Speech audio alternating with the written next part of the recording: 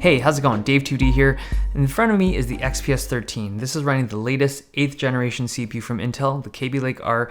And I don't know if this laptop really needs an introduction because it's really well known, but for the people that aren't familiar with it, I shall just do like a quick overview kind of thing for the stuff that hasn't changed.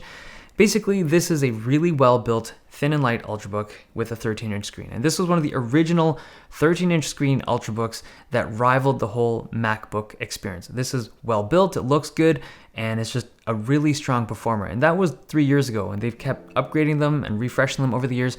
And at this point, this is really solid. These are now running quad-core processors. So the stuff that hasn't changed, it's still running a great screen. It comes in two options for the screen, a 1080p panel and a Quad HD panel. You can't go wrong with either of them. They're both very good. Thin bezels. They call them infinity edge displays, and because the bezels are so thin, the experience when you're looking at these screens is really immersive. There's just very little material on the edges to distract you from what you're watching or what you're doing. Now the screen I'm running is a 1080p panel. It's not touchscreen, but that's just a personal preference. I don't really like using touchscreens on laptops. I know a lot of people do, but the one thing that XPS laptops are really good at is the touchscreen thing. It's not that the screen is more sensitive, it's because of the hinge. So the XPS lineup, the 13 and the 15, has a very stiff hinge. It's so stiff that you can't even open it up with one hand. Like, you can kind of do it, but you gotta jiggle it. But the stiff hinge has a huge benefit when it comes to touchscreens, because when you're poking at it, there's just very little wobble when you're tapping at the screen. And a lot of laptops have loose hinges that are nice to open, easy to open, but once you start touching them, it's really wobbly, and that's a bummer. But this one, they do it well. The keyboard is also unchanged, it's got backlighting, the layout is good, and most people will quickly adapt to this keyboard and enjoy it. It's not the most comfortable or the best keyboard out there, it's actually very average for an Ultrabook, but it is good, and if you use it for long enough, you'll learn to type really quickly on it. The trackpad is also unchanged. It's a little small, but it's running Windows Precision drivers right out of the box, so tracking is good, gestures work perfectly. It's a really good trackpad overall. The build quality has not changed, and that's a good thing, I guess. I mean, it's built really well. It's actually very tanky for its size and weight, but I'm getting bored of its design. It's not a bad design, it's not ugly or anything, it's just we've been seeing this for almost 3 years at this point, and I really wish they would at least change the color. They are offering an Alpine white version, which isn't available yet, but I really wish they'd had like a black version. Like, they have the XPS 13 2-in-1 in this really nice black finish, but in the meantime, I'm running a D-brand scan. This is actually Black Dragon. I think it looks pretty cool. Now, before I talk about performance and some of the things that have changed, I want to touch on some things that haven't changed that I don't particularly love. First is the issue of coil whine. I know this is something that bothers a lot of you guys.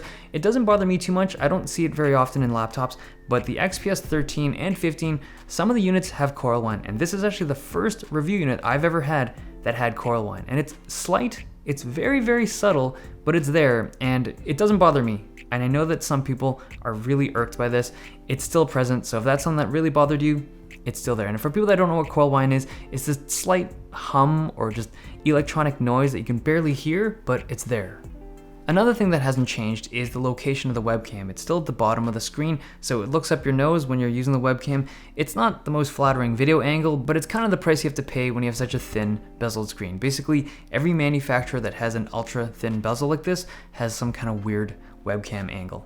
Okay, the last thing that hasn't changed are the ports, and this is kind of a good thing because the port selection is always good. There's an SD card slot, 2 USB-As, and a Thunderbolt 3, but the things that I don't love, the Thunderbolt 3 port, yet again, only uses 2 PCIe lanes. So if you're running an external GPU, you're not getting the full bandwidth, which on a laptop like this, running a 4-core Kaby Lake R chip, it would be nice to have 4 lanes of PCIe for an external GPU. I understand it's a very limited number of people that would actually use it for that, but it would have been nice.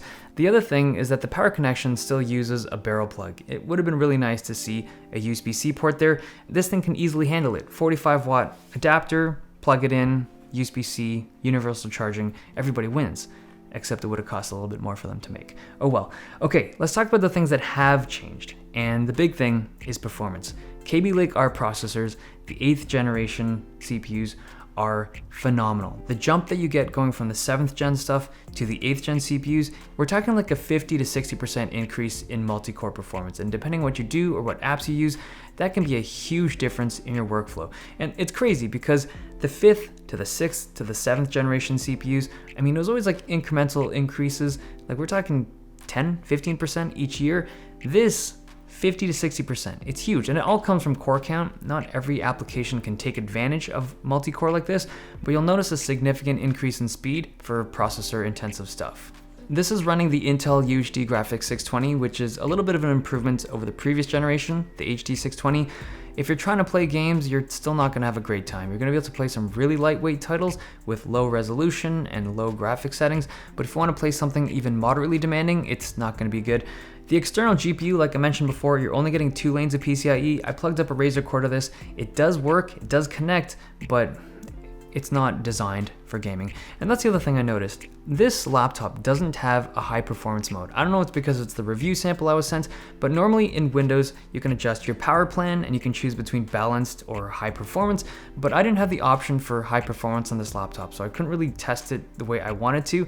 One thing to keep in mind though, this is a 15-watt CPU. So even though it's quad core, there are quad core gaming laptops out there that are 45-watt CPUs. That's just triple the power consumption. So you're not gonna be able to get the same kind of performance on this quad core laptop as a gaming quad core laptop. They're just not built that way. But I will say this, this laptop, the 8th generation CPU, is such a big improvement over the previous generation that it doesn't make sense for anyone to purchase the 7th gen CPUs. It's just too much of a performance difference, and the battery life has improved a little bit. I'm getting around 11.5 to 12 hours of battery life with the screen at 250 nits on the 1080p panel. If you have the Quad HD panel, it'll be a little bit less. I'm thinking 9 hours of battery life, maybe 10 if you're lucky, but all around, great laptop. The drive on the inside is fast, the RAM is still soldered on. It's an XPS 13 through and through.